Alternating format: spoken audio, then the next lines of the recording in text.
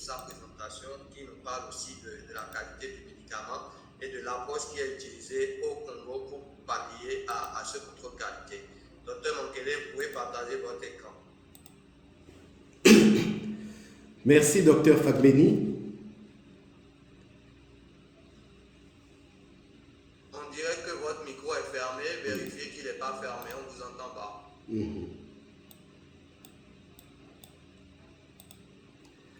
Oui, merci, docteur Fagbeni. C'est bon? Là, vous m'entendez? Oui, c'est bon. Allez-y. D'accord. Alors, je vais essayer d'aller très vite puisque nous n'avons plus suffisamment de temps. Et par cette présentation, répondre un peu à une des préoccupations soulignées tout à l'heure par le docteur Savard. Je suis donc le docteur Mankele, ancien responsable technique médicaments et produits de santé au bureau régional de l'OMS pour l'Afrique et aujourd'hui président de la Fondation congolaise pour l'accès aux médicaments. Alors, vous savez tous que l'objectif des politiques pharmaceutiques, c'est un peu ce qu'a donné tout à l'heure le docteur Savard, c'est d'assurer la disponibilité et l'accessibilité des médicaments essentiels de qualité et leur bon usage. Et pour cela, nos pays travaillent sur 3 piliers. L'amélioration de la qualité, l'amélioration de l'accès, c'est-à-dire la disponibilité et l'accessibilité, et l'amélioration de l'usage. Et aujourd'hui, nous allons focaliser beaucoup plus sur la question de la qualité, tout en sachant que nos pays sont confrontés à un problème de développement rapide du marché du médicament générique, mais aussi à un développement des nouvelles classes de médicaments. Les produits biologiques aujourd'hui ont un coût très élevé, ce qui vient constituer une autre des problématiques auxquelles nous sommes confrontés dans la région. Sans oublier le fardeau croissant que représentent aujourd'hui les maladies non transmissibles telles que les cancers. Et face à cela, malheureusement, nombreux de nos pays n'ont pas suffisamment de capacité pour mettre en œuvre la réglementation pharmaceutique, notamment en ce qui concerne le contrôle de la qualité des médicaments.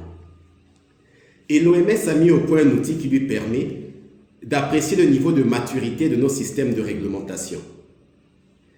Et entre 2016 et 2020, nous avons eu 39 pays qui se sont livrés à cet exercice d'auto-évaluation en utilisant l'outil de l'OMS. Et comme vous pouvez le constater avec moi, aucun pays n'a atteint le niveau 3.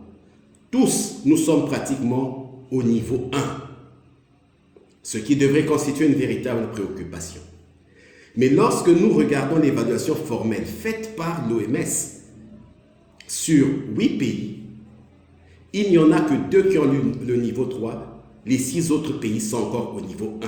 Ce qui veut dire que dans pratiquement l'ensemble des pays, au-delà de tout ce que nous pouvons avoir comme discours, nous n'avons pas suffisamment de capacité pour garantir la qualité du médicament qui est mis à la disposition de nos populations. Et c'est pour cela qu'un certain nombre d'initiatives ont été mises en œuvre. Notamment, par exemple, la procédure de l'OMS, avec la préqualification des médicaments et la mise en place d'une procédure collaborative d'enregistrement accéléré qui permet que les pays puissent vite mettre sur le marché des médicaments qui ont déjà obtenu une préqualification de la part de l'OMS.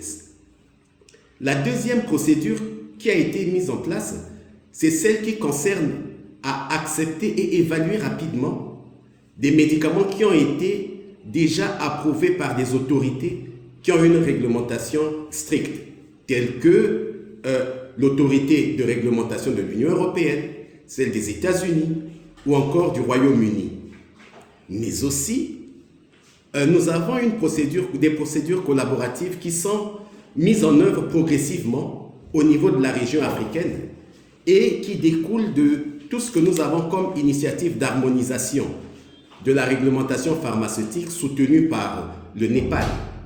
Ces initiatives sont mises en œuvre déjà au niveau de l'EAC, au niveau de la CEDEAO, au niveau de l'OCEAC, qui permettent donc la mutualisation, comme l'a dit tout à l'heure le docteur Savard, en vue d'aller plus rapidement vers des homologations. Sans oublier également le soutien que les partenaires apportent au renforcement des processus d'homologation au niveau national. Ce qui fait qu'aujourd'hui, un fabricant devrait avoir la possibilité de choisir entre la procédure OMS, la procédure d'homologation conjointe au niveau sous-régional ou encore la procédure nationale dans les différents pays où il veut soumissionner. Mais il a la possibilité de choisir, ce n'est pas imposé pour le moment. Et toutes ces procédures exigent la soumission d'échantillons de matières premières et de produits finis, afin de pouvoir s'assurer de la qualité du médicament. Mais que fait-on de ces échantillons? Est-ce que ces échantillons servent à un contrôle au laboratoire? Est-ce que ces échantillons ne servent pas qu'à une inspection visuelle ou encore servent à garnir nos échantillothéques? C'est la question que nous devons nous poser. Tout à l'heure, vous avez suivi quand on nous a dit que nous n'avons pas la possibilité de faire des études d'équivalence, par exemple, pour les médicaments génériques. Alors, ces échantillons servent à quoi? Alors qu'en Union européenne, par exemple, tout médicament fabriqué à l'extérieur et qui doit être importé passe obligatoirement par des tests analytiques complets qui sont faits au sein de l'Union. Mais pourquoi alors, chez nous, en Afrique, on ne fait pas de contre-expertise? Pourquoi est-ce que nous nous fions aux données fournies par le demandeur, quel que soit son pays d'origine, alors que la conférence internationale sur l'harmonisation voudrait que les mêmes exigences soient appliquées dans toutes les régions et que le médicament de qualité soit également disponible dans toutes les régions? Le résultat qui en découle, c'est qu'il y a une augmentation des produits médicaux non conformes ou falsifiés sur tous les marchés de la région africaine.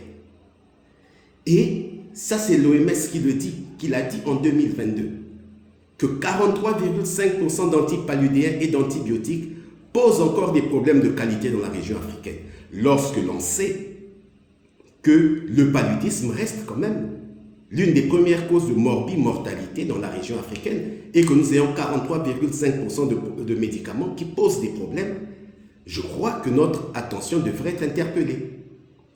Mais vous me direz, oui, avec quel laboratoire on pourrait faire ces contrôles qualité? Voilà les 9 laboratoires préqualifiés par l'OMS. Malheureusement, vous le constaterez avec moi, il n'y a aucun laboratoire de pays francophones, même pas le Bénin comme on le disait tout à l'heure. Aucun pays d'Afrique centrale. En Afrique de l'Ouest, il n'y a que le Ghana qui a obtenu sa préqualification en fin 2022. Il n'y a pas de pays francophone qui puisse réaliser toutes les analyses pour garantir la qualité du médicament. Et pourquoi cela? Certainement parce que les investissements pour y arriver sont lourds. Mais aussi parce qu'avec l'apparition des nouvelles classes de médicaments, les laboratoires doivent sans cesse s'adapter pour pouvoir contrôler les produits. Mais aussi le développement assez rapide des technologies qui fait que nous avons du mal à suivre. Sans compter le point de vue de l'industrie pharmaceutique. Est-ce qu'ils croient aux résultats des analyses qui sortiraient de nos laboratoires quand ils se disent que leurs propres laboratoires internes ont des capacités plus grandes que les laboratoires de contrôle qualité au niveau des pays africains? Ils ne voient pas en quoi nous pourrons donc faire une contre-expertise des données qu'ils fournissent. Alors, au regard de cela, qu'est-ce que nous pouvons faire? La Fondation congolaise pour l'accès aux médicaments, y réfléchissant, est en train de proposer la mise en place d'un système d'agrément par les États ou les communautés économiques européennes. Des agréments de laboratoire, c'est-à-dire qu'un pays puisse agréer un ou des laboratoires de contrôle qualité dont les capacités sont assurées. Que ces laboratoires soient dans la région africaine, comme on vient de les voir, ou au-delà, pour pouvoir contrôler la qualité de ces médicaments, notamment lors des processus d'homologation. Ce qui permettrait donc d'exiger une analyse complète des médicaments qui sont soumis à l'homologation. Et le souhait, c'est que ces analyses se font en amont même du dépôt du dossier et qu'au lieu de faire accompagner le dossier d'échantillons médicaux, mais que l'on puisse faire accompagner le dossier des résultats des analyses qui seraient réalisées dans ces laboratoires agréés. Et de limiter donc le dépôt des échantillons auprès des autorités en charge d'homologation, puisque comme vous l'avez vu, on ne sait pas toujours à quoi servent ces échantillons. Alors, le recours à ce système d'agrément aurait pour avantage donc d'assurer un contrôle qualité effectif des médicaments qui sont destinés à être introduits dans la région et dans les pays. Et cela pourrait alléger la tâche des pays qui sont déjà eux-mêmes financièrement confrontés au financement du contrôle qualité. Le recours à ce système permettrait d'éviter donc l'introduction, notamment via les procédures nationales qui risqueraient d'être le recours des pays dont la qualité n'est pas certaine. Passer par les procédures nationales où ils savent qu'aucun contrôle qualité en laboratoire n'est fait, pour, à ce moment-là, saper le travail que font les grandes industries qui améliorent la qualité et qui passent notamment par des procédures rigoureuses, mais ces autres firmes passeraient par nos procédures nationales et obtiendraient des mises sur les marchés pour des médicaments de qualité inférieure. Donc ce système permettrait de mettre un terme à cet état de fait. Et ce système permettrait d'éviter de saper les efforts que les États, avec leurs partenaires, sont en train de consentir pour renforcer les systèmes d'homologation et assurer la qualité des médicaments. Cela aussi serait un avantage pour l'industrie qui verrait quand même ce problème d'échantillons médicaux qu'ils sont obligés tout le temps d'envoyer pour l'homologation, parfois des quantités énormes. Ce problème serait résolu puisque maintenant, ce serait juste des échantillons à envoyer au niveau du laboratoire agréé et vis-à-vis des autorités, les quantités seraient assez limitées. Et l'industrie gagnerait aussi parce que s'il y a un laboratoire qui est agréé pour plusieurs pays, mais ce serait une seule analyse qui serait faite pour la soumission à ces différents pays, ce qui ferait un gain de temps, un gain de ressources matérielles, mais aussi un gain de ressources financières.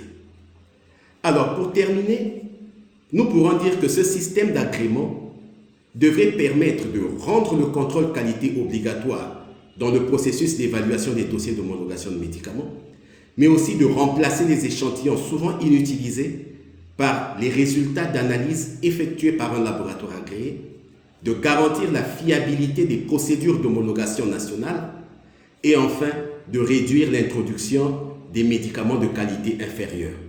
Voilà la contribution que la Fondation congolaise pour l'accès aux médicaments pourrait apporter pour permettre à chaque citoyen de disposer des médicaments dont il a besoin en quantité nécessaire et selon la qualité requise partout où il se trouve. J'ai dit et je vous remercie.